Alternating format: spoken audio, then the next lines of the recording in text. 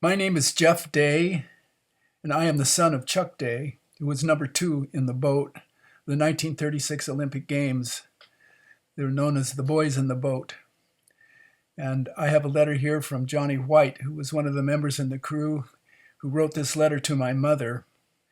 And I would like to read this letter to you. And it was dated May 29th, 1962. Dear Marge, in this world of inevitable checks and balances, it is sometimes difficult to appreciate the goodness of life when a great man like Charlie dies at such an early age.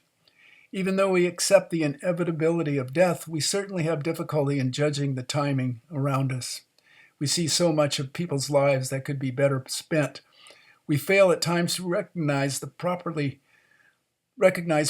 those who have lived several lifetimes in a few short years. To tell you about Charlie is ridiculous, for you above all others have had the opportunity to know him and see him as none of the rest of us could. However, at a time like this, it is impossible not to skip back over the high spots of some 27 years.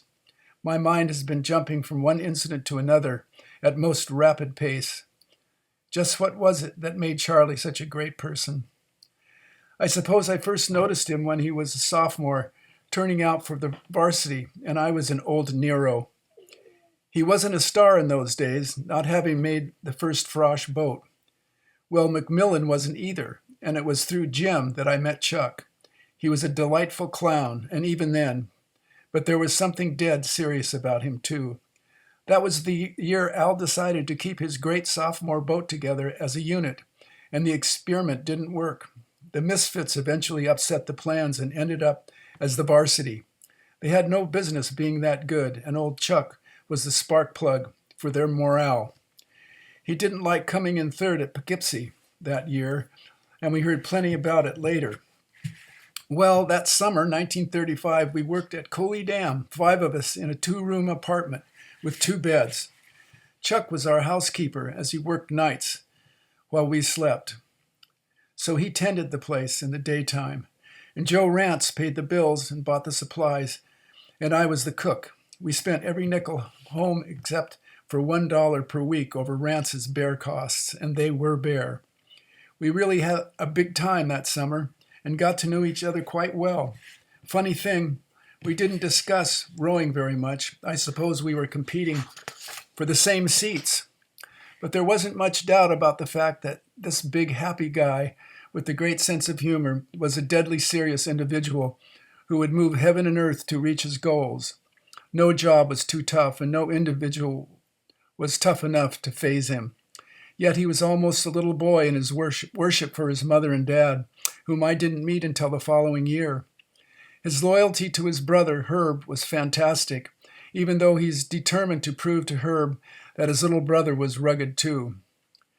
I always felt Herb had a special place in Charlie's heart. Mr. and Mrs. Day have to accept a lot of credit for raising this most unusual person. Well, in 1936 was the big year, and one of us should write a book about it. I guess we'll have to talk to Mock. Nothing really happened until the night Al first put us together as the JV, except for Rance, who came in later. We looked around at each other, kind of sizing things up. Charlie broke the ice with a comment that he liked the looks of this group of misfits, and if we got serious, we could beat the daylights out of Al's new varsity. He quickly named us the tack weight misfits, and by the time we hit Laurelhurst Light, we had a crew. Charlie simply talked us into believing we were the best boat that had ever been put together, and we were from then on. It took him a while to polish us up, however, like getting us all mad at Mock all the time, so we would have something to be mad at. He taught us how to think with little sayings like MIB, mind in boat, SOB, save our bodies, be tough, purposes, two toughs, also hands on hips, or the Obrickson salute for parade purposes. We became show-offs, but he welded us into a unit, and when things got rough or the pressure built up, Charlie always figured a new way to calm the situation down, like jumping overboard and swimming to shore or sneaking a box of crackers aboard for quick energy. Yes, he was the key to making our outfit a unit. He set the pace and added the sense of humor. He never let us forget we had to be the best ever, not since 1926 or something. He was a perfectionist, and a noisy oarlock was enough to get him on you. The races themselves were serious, and Charlie's occasional calls from the bow were dead earnest. When it was over, and as soon as he could get a breath, we would hear his cackle from the gasping rooster, and it would get our heads up, not to be undone.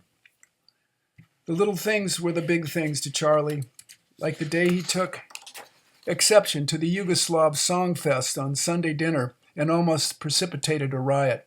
But nobody was going to make cracks about the USA and get away with it as far as he was concerned. The British and Australians were sold immediately, but a Holland boy got up on the table and brought peace to the gathering. In 1937, it was Charlie that organized the Four Against the World when the JV was giving us cat fits.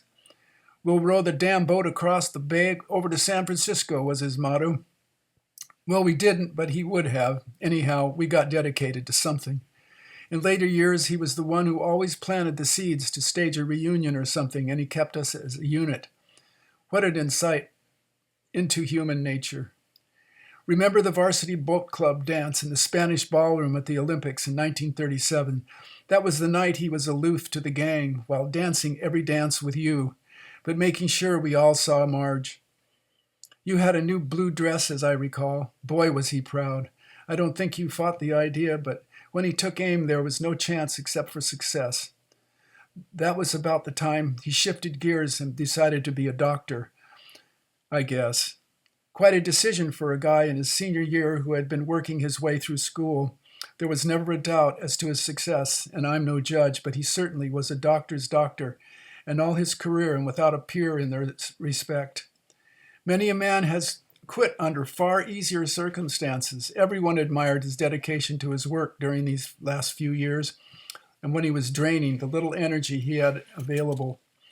I recall visiting him in the hospital several times. He knew me well enough to skip the acts for public consumption. Regardless, he was always honest and calculated, the odds against him. After he reviewed the details of surgery and evaluated his chances, he would smile and tell me how he hoped to win. It must have been rugged to keep going as he did.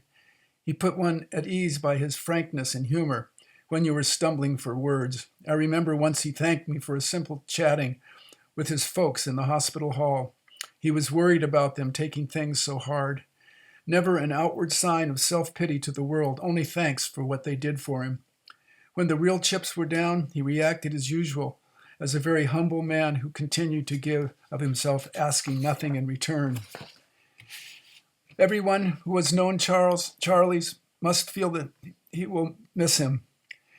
Yet if we are the least bit honest with ourselves, we will admit we simply accepted him up until his 6 years ago and really didn't know why. It didn't dawn us to analyze this guy whom we all sought out at one time or another. We respected him, but never took time to know why. We enjoyed him, but thought it was only his timely sense of humor. We admired his success in his profession, but never assumed he could be anything but successful. In the last few years, we have had time and reason to reflect on what really made him tick. Each in our own way have decided the effects of his influence on our lives. In my case, I've outlined a few items, but there are hundreds more such as his case with people of all ages and both sexes. The zest for living and the fun he enjoyed from simple things. The sailboat rides on the lake with a couple of cans of beer, spring night canoeing, just a plain old swim was always a major event. He made sneaking a cigarette during season a major escapade, and as self-appointed custodian of the gang, it became a great game to track him. He had the ability to instill into others the confidence they lacked in themselves. I suppose this was his biggest contribution to those of us who knew him. He somehow set a pattern for each of us, and whether he believed we could or not himself, I think he did. He convinced each of us we could do a little more than any of us honestly believed we were capable of.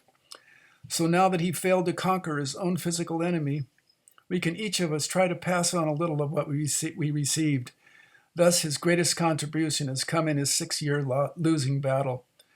When he needed us the most, we weren't around, but in observing his fight to live, he taught us the many lessons we might otherwise have taken for granted as the annex of a friendly guy. Fortunately, your children are old enough to remember him well. However, it will be many years before they understand the greatness of their father. They must see a great deal more of life before they can truly appreciate him. I'm not going to close, Marge, by the usual comments regarding deepest sympathy, as I don't think it is appropriate. Charlie has left all of us with really great memories and deep impressions, and you must feel the same way, except multiplied many times over. So I join you in saying it has been a great and sincere pleasure to have known a really tremendous person. Sincerely, Johnny White.